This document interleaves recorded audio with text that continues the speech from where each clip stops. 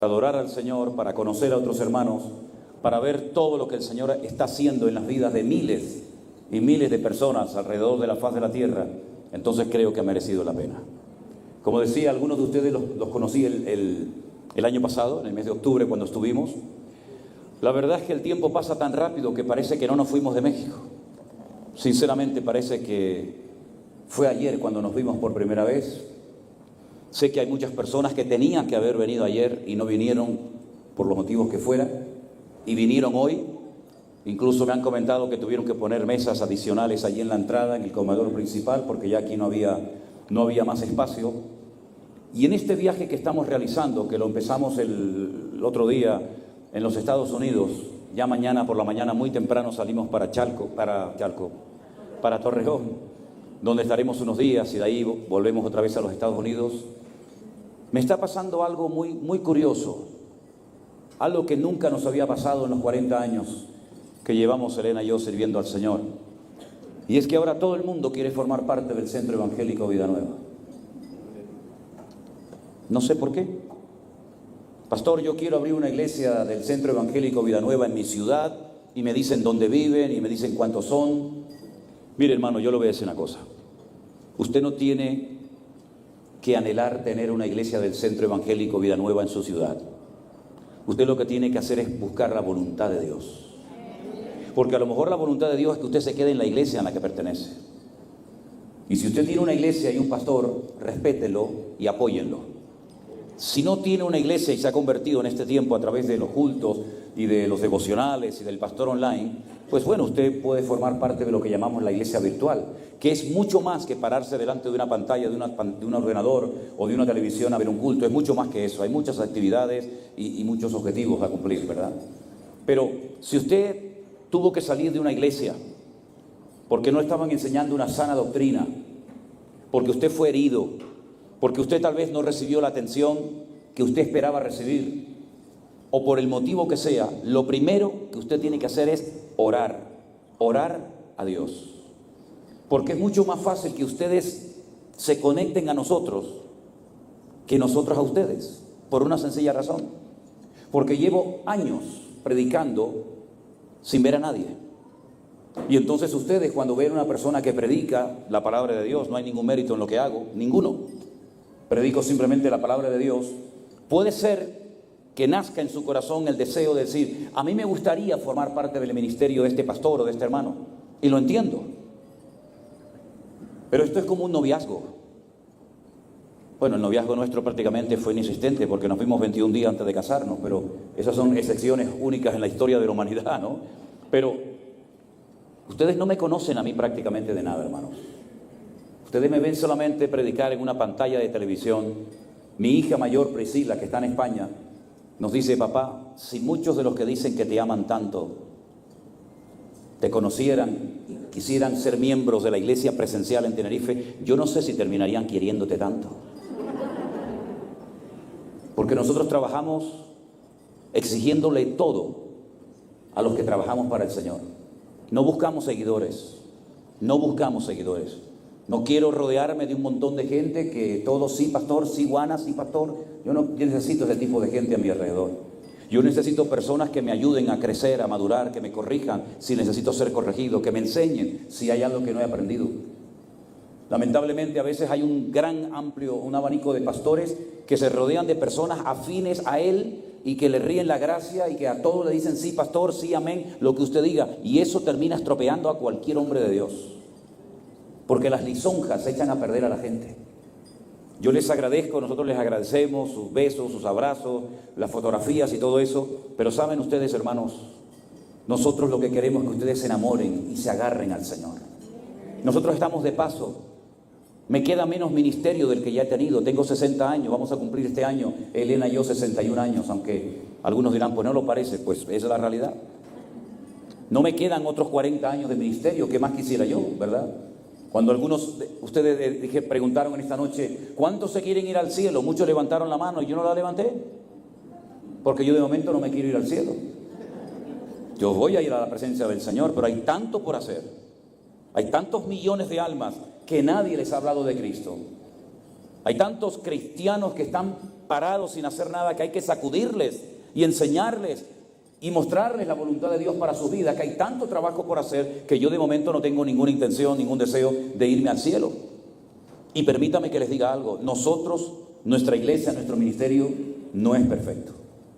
Si ustedes piensan que han encontrado por fin un ministerio perfecto que no comete errores, no se equivoquen, hermanos, no se equivoquen con nosotros. No existe un pastor perfecto y yo personalmente no lo soy. No existe una iglesia perfecta.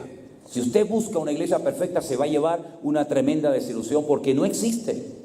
Me da igual si me busca una iglesia perfecta en el contexto bautista, pentecostal, presbiteriano o de cualquier otra denominación. No existe hoy por hoy en el mundo, ni ha existido, ni existirá jamás una iglesia perfecta. El único perfecto es nuestro Dios. Nosotros estamos aquí en un proceso largo y arduo de santificación, de crecimiento, de desarrollo espiritual. Todavía nos queda mucho por aprender. Estamos en pañales en muchos aspectos. Todavía nos queda mucho terreno que conquistar y alcanzar para el Señor. Y nadie nos ha enseñado a organizar todo esto que ustedes ven. Nadie nos enseñó en un libro, en un manual, cómo organizar una iglesia virtual, cómo atender a cientos y a miles de personas por todo el mundo en cuestión de muy poco tiempo. Nadie nos ha enseñado y estamos aprendiendo sobre la marcha. Y cometemos errores.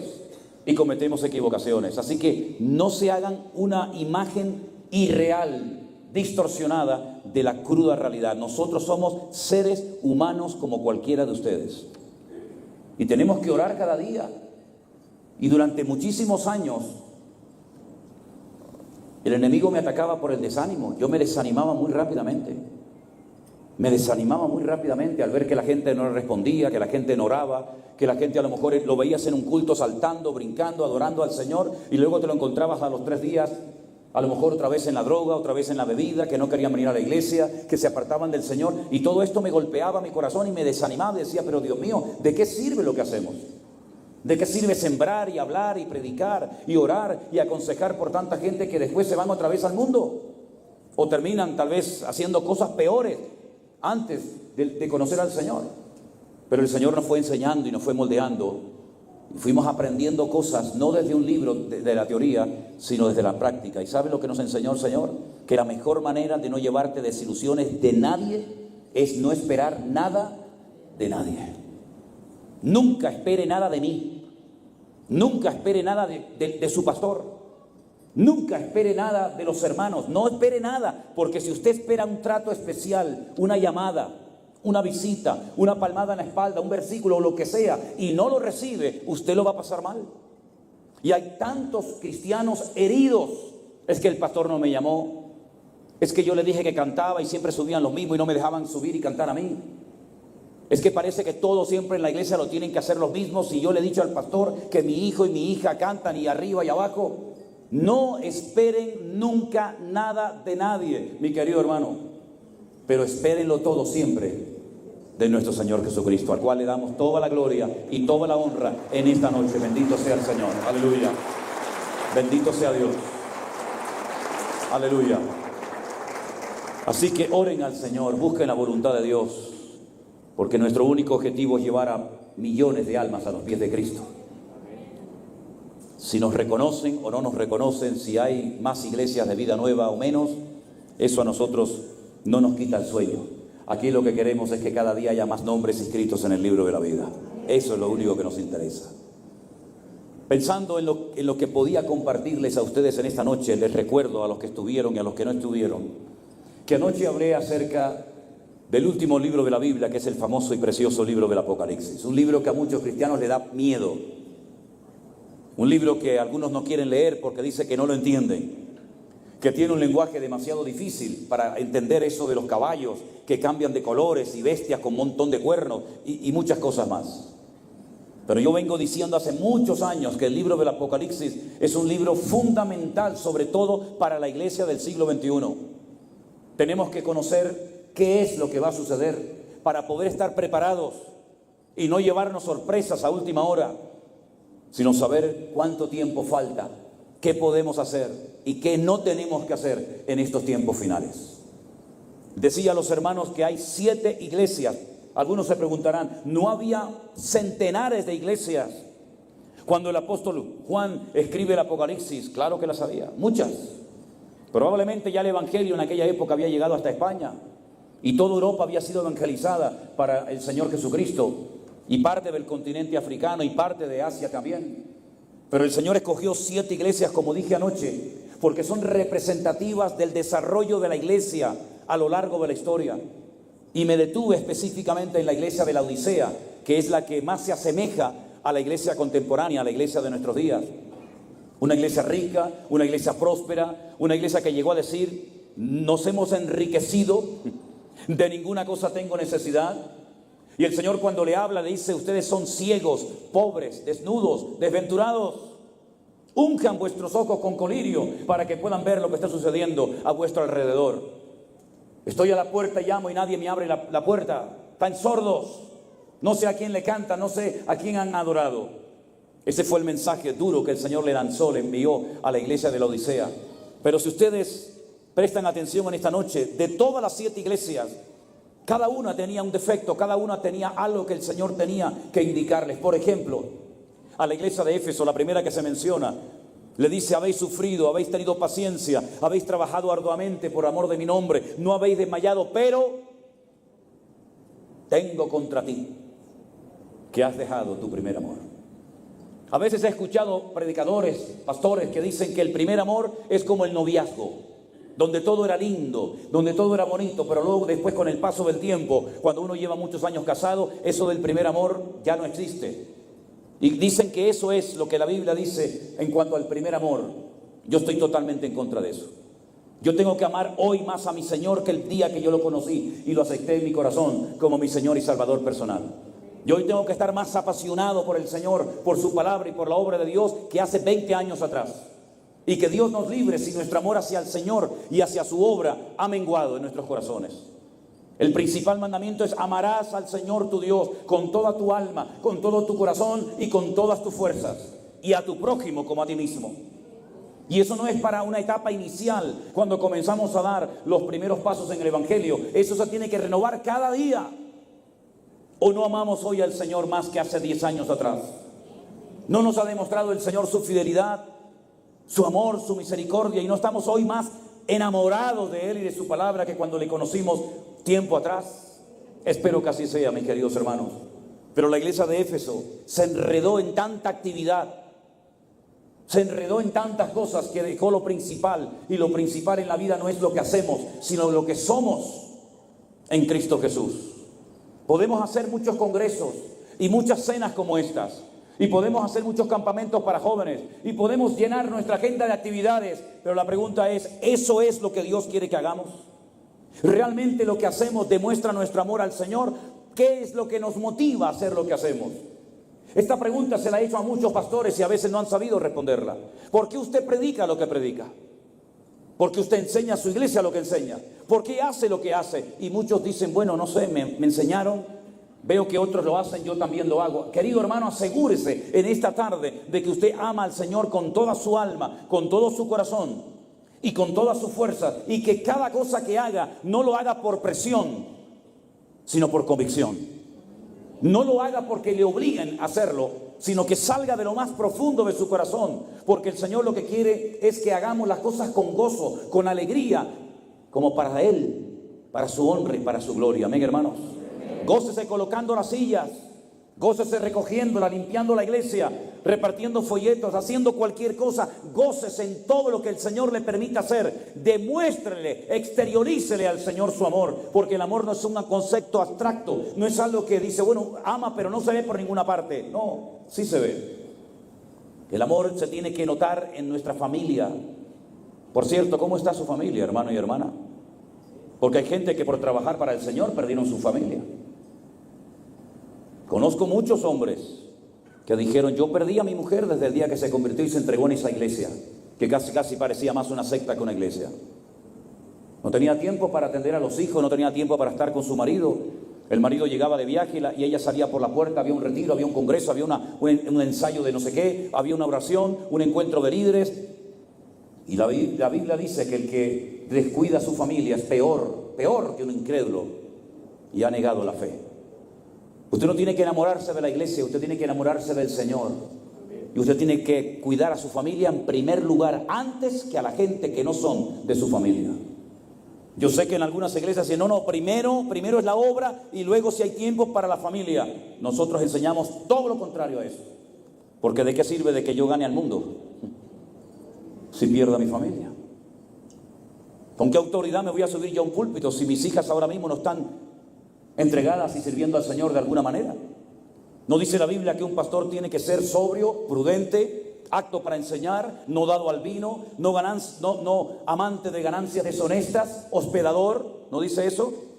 Que tenga a sus hijos en sujeción, que no sea un neófito. ¿No habla la Biblia del aspecto familiar en la vida de un hombre que quiere servir al Señor?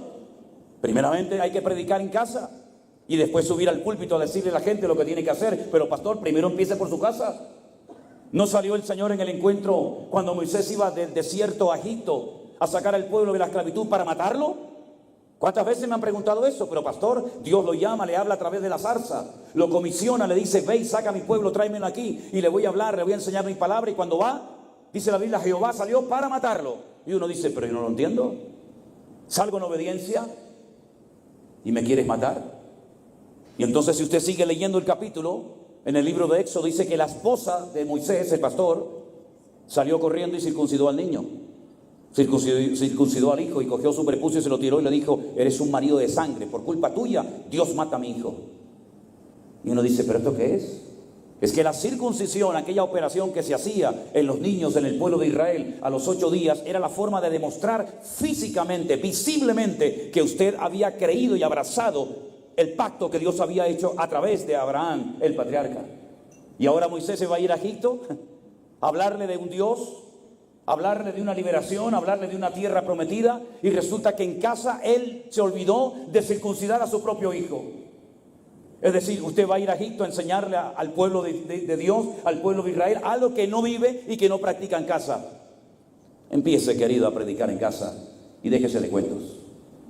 Misionero en la India, misionero en España, voy a abrir una iglesia, voy a ir a llevar el evangelio a las naciones.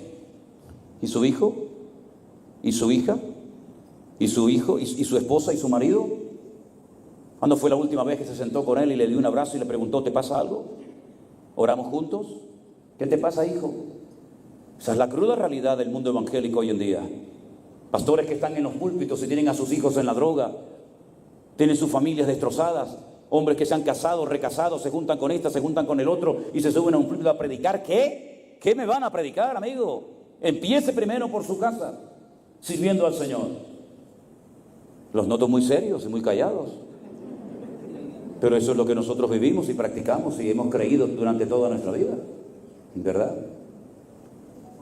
La iglesia no es perfecta, pero nosotros queremos complementar la obra que el Señor comenzó en nuestra vida, viviendo en orden y viviendo en santidad. Y hablando de orden, ¿en cuántas congregaciones, no importa la vida privada de una persona, viven con una mujer hace un montón de años, pero nunca se han casado legalmente? Pues déjese de cuentos. Cuando usted quiere viajar a un país, le piden una visa y un pasaporte y lo saca porque le interesa. Y cuando lo para la policía en la carretera y le pide la documentación y su cédula y todos los papeles, usted los enseña. Y cuando se compra una casa, una propiedad, usted tiene sus escrituras y puede demostrar que ese terreno, esa casa, esa finca es suya. Y todo en la vida es cuestión de papeles y todo es cuestión de legalidad. Ay, amigos, pero cuando llegamos al tema del matrimonio parece como, no pasa nada. El Señor es mi pastor y nada me faltará. No, hay que poner en orden la vida privada antes de querer poner la vida pública de los demás en orden. Qué poco se enseñan estas cosas, ¿verdad? Qué poco se enseñan estas cosas.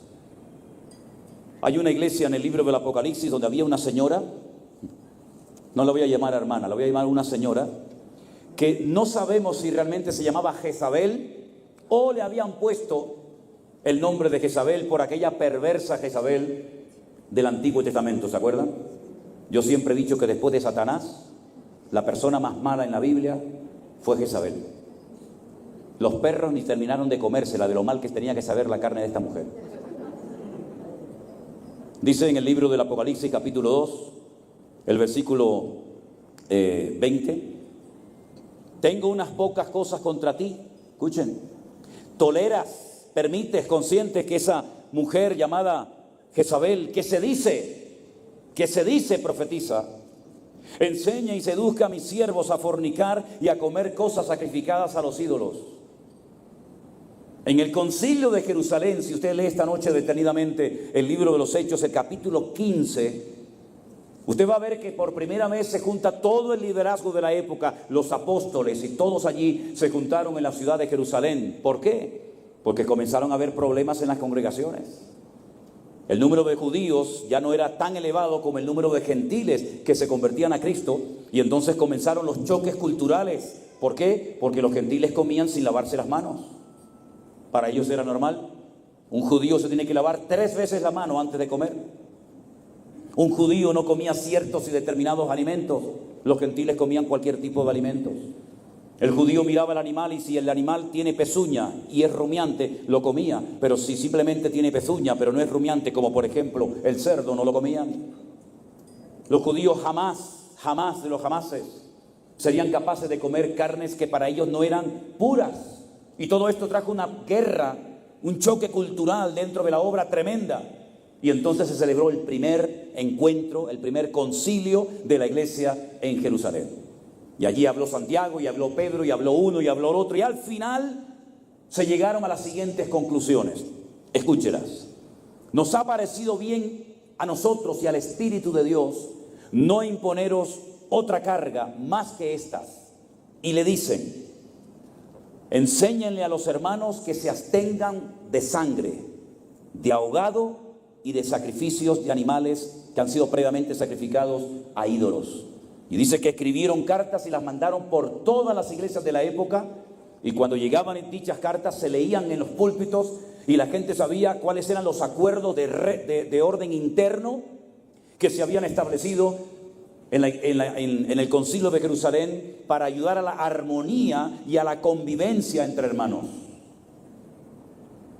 Pero esta señora, miembro de la iglesia de Tiatira, que sabía perfectamente lo que no se debía de hacer para no causar divisiones internas en la iglesia, enseñaba todo lo contrario. Se había dicho: absteneos de sangre, de ahogado, no participéis de este tipo de cosas. Pero ella decía como profetiza, que se podía comer cosas sacrificadas a los ídolos, y les enseñaba a cómo cometer fornicación en la iglesia. En otras palabras, iba en contra de la norma, iba en contra de lo que se había enseñado para el beneficio de la obra en el concilio de Jerusalén. ¿Quién le permitió a esta señora, quién le permitió a esta mujer enseñar estas barbaridades, estas herejías en la iglesia? El pastor. El pastor es una pieza clave en toda iglesia. Da igual si es esta o cualquier otra. El pastor es el que abre o cierra la puerta a muchas cosas.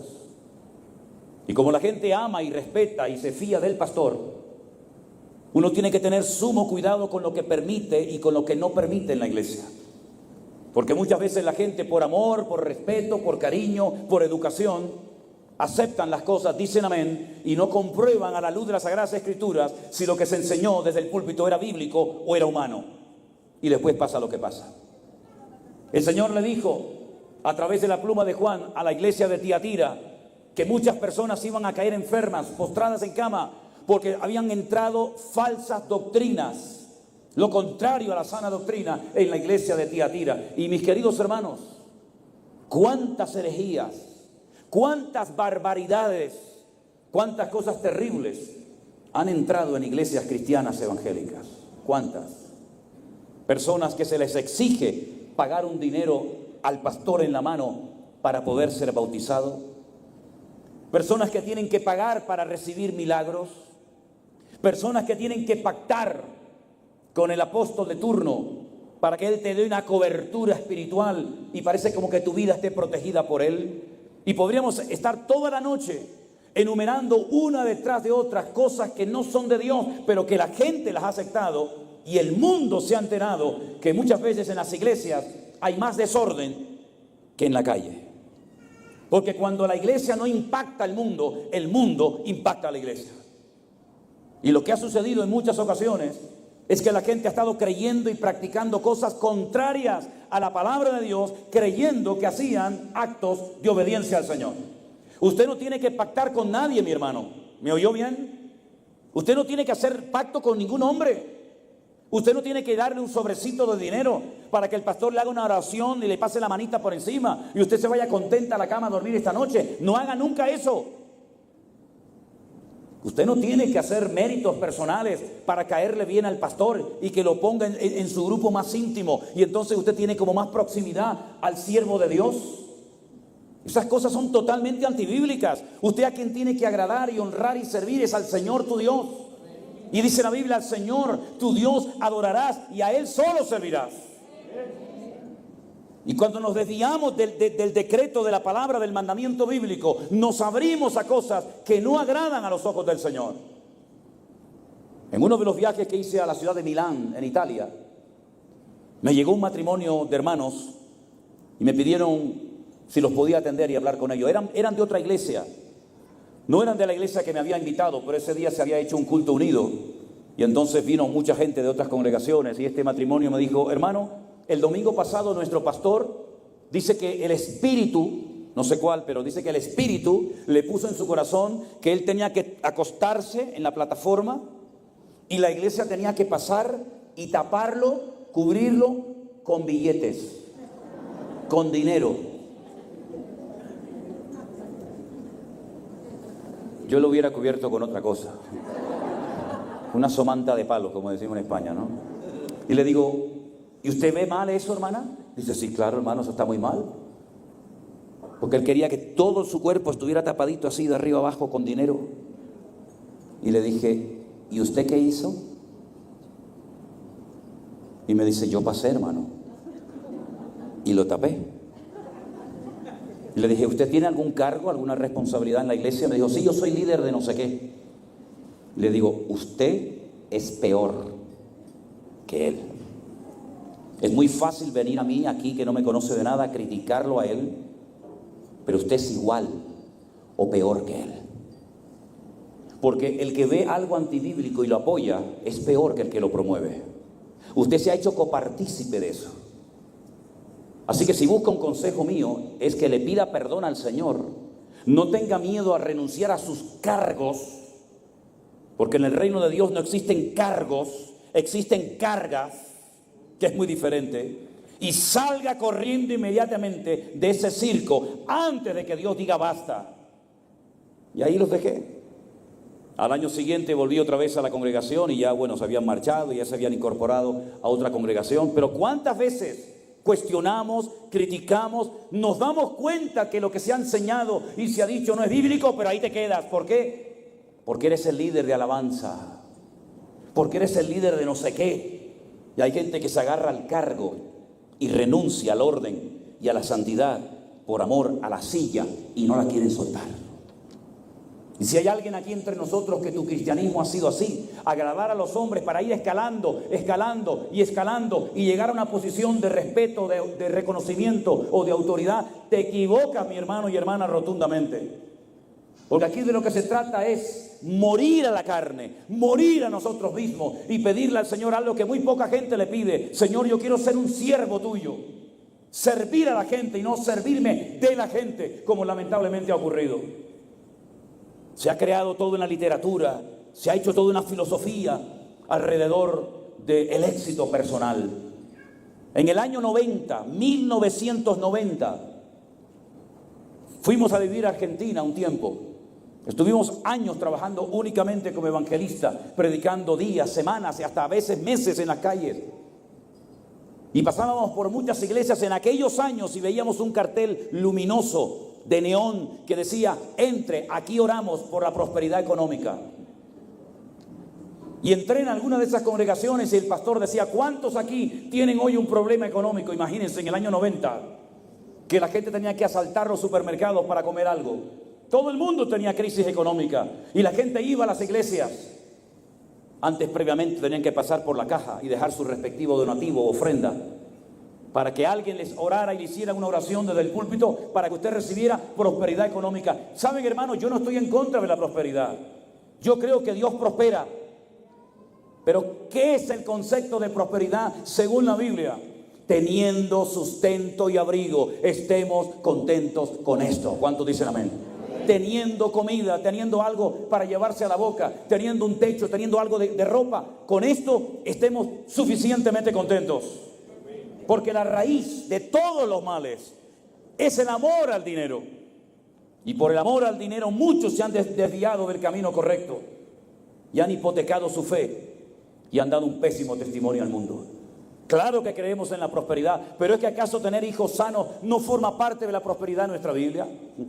¿Es que acaso estar en esta noche aquí no es parte de esa prosperidad y de esa bendición de Dios? ¿Saben cuántos hermanos darían lo que fuera por estar esta noche usted sentado en esta silla? Somos prósperos porque la prosperidad más grande es que Cristo Jesús ha perdonado todos y cada uno de nuestros pecados y ha escrito nuestro nombre en el libro de la vida, y ahora somos hijos del Rey de Reyes y Señor de los Señores. Esa es la bendición más grande del mundo. ¡Aleluya! Es lo más grande que nos ha ocurrido en la vida. Y si tenemos que comer pan y cebolla, comemos pan y cebolla y vamos a orar: gracias, Señor, bendice este pan y esta cebolla, que traiga fortaleza física a mi cuerpo. Aleluya. Y si Dios no me sana, aunque se lo he pedido, sabe que tengo fe, pero no me sana, me gozaré en el Señor. Y si no me da aquel trabajo que tanto me gustaba tener, daré gloria al Señor. Y aunque Dios me mate, lo seguiré alabando, porque yo sé que mi Redentor está vivo y algún día lo veré con mis propios ojos. Esa es la prosperidad que el Señor quiere darle a su pueblo, de la cual poco o nada se habla. Además, ahora entre nosotros, que no nos escucha nadie, ¿prosperidad para quién? Siempre para el mismo. Siempre para el mismo. Cuando yo he dicho que cuando hay, tiene que haber para todos. Y cuando no hay, no hay para ninguno. Pero prosperidad para que una persona siga y siga y siga y siga, mientras los demás, como vasallos, como corderos al matadero, siempre tienen que girar en torno a un hombre. Eso es lo más abominable y lo que más rechaza nuestros corazones, porque eso no le da honra y gloria a nuestro Dios. Nunca olvidaré cuando un día estaba en tu país, en Costa Rica, me invitaron unos señores que nunca más me volvieron a invitar. Gracias a Dios. Gracias a Dios. Me encontré a una señora en una fila enorme para entrar a un canal de televisión con 2 gallinas. Claro, yo venía de España, en mi vida había visto una televisión cristiana, en mi vida había oído esas cosas que se hacían, y cuando yo llegué y miré a la señora en la fila que iba a entrar a ese canal de televisión, le pregunté: señora, ¿a dónde va usted con esas 2 gallinas? Y me dice: voy a sembrarlas, pastor. ¿A sembrarlas dónde? Yo digo: ¿será esto un acto de brujería, de hechicería o algo? ¿Cómo sembrar las gallinas, señora? No lo entiendo. No, las vengo a sembrar para el Señor, como si el Señor necesitara unas gallinas. Y entonces cuando entré me preguntaron los señores, aquellos que estaban, los señores feudales que estaban allí, los condes y los duques que estaban allí: usted español, me dicen así, usted español, ¿qué opina de todo esto? Y le dije: esto me da asco. ¿Pero cómo dice usted eso? Dice: acabo de ver a una señora pobre que viene caminando de no sé qué sitio con 2 gallinas. Cuando usted tiene su nevera llena y a esta señora le vamos a quitar 2 gallinas con el cuento de que Dios la va a bendecir si da todo lo que tiene. Vergüenza nos debería de dar que hoy en día haya personas que se dediquen a servir al Señor con semejante mensaje totalmente distorsionado. Yo le dije al Señor antes de la pandemia, y créame, se lo digo delante del Señor, yo no me crié en una iglesia de mala doctrina, ni estuve en estos movimientos raros, pero me llegaban noticias y cartas y me comentaban, y a veces me hacían ver una cosa que no me interesa, pero bueno, y yo le dije antes de marzo del 2020 al Señor, dije: Señor, ¿hasta cuándo, Señor? ¿Hasta cuándo van a pisotear a tu pueblo? ¿Hasta cuándo van a manipular a tu amada iglesia? Se nos partía el corazón viendo cómo la gente tenía que ir a dar un dinero para que les quitaran los demonios que tenían encima. ¿Pero qué demonio le van a quitar a un cristiano? Si un cristiano es nueva criatura en Cristo Jesús. Las cosas viejas pasaron y aquí es hecho nuevo. Y mi cuerpo es el templo del Espíritu Santo. ¿De qué me están hablando? No, es que su padre fue un alcohólico. ¿Y a mí qué me importa si mi padre fue un alcohólico? Yo soy una nueva criatura en Cristo Jesús. Allá él con su alcoholismo, allá él con sus pecados. El Señor dice, yo voy a quitar este refrán que os habéis inventado. Los padres comieron las uvas y a los hijos le dio la dentera. El alma que pecare, esa morirá. El padre no llevará el pecado del hijo, ni el hijo el pecado del padre. No, pastor, pero usted no sabe que la Biblia dice que Dios visita la maldad de los padres sobre los hijos hasta la tercera y cuarta generación, y se callan. Y le digo, no, pero no mutile el versículo, amigo. Siga mencionándolo. ¿Cómo? Sígalo mencionando. Dios visita la maldad de los padres sobre los hijos hasta la tercera y cuarta generación de los que me aborrecen. Y nosotros no somos de los que aborrecemos al Señor. Somos de los que le amamos, le honramos, le servimos. Y dice la Biblia que la generación del justo será bendita. Y Dios corta toda maldición en bendición y lleva a su iglesia de gloria en gloria, de victoria en victoria, de bendición en bendición. Ese es nuestro Dios. Corta las maldiciones y pone bendición y presencia de Dios. Mutilan los versículos, manipulan los textos, sacan textos del contexto y forman pretextos. Y la gente en su ignorancia, porque ojo, mucho de lo que ha ocurrido ha sido por falta de conocimiento de las Sagradas Escrituras. No le echemos la culpa solamente a ellos, También la gente tiene que asumir su falta de conocimiento de la palabra de Dios. Mi pueblo perece por falta de conocimiento, dice Jehová de los ejércitos.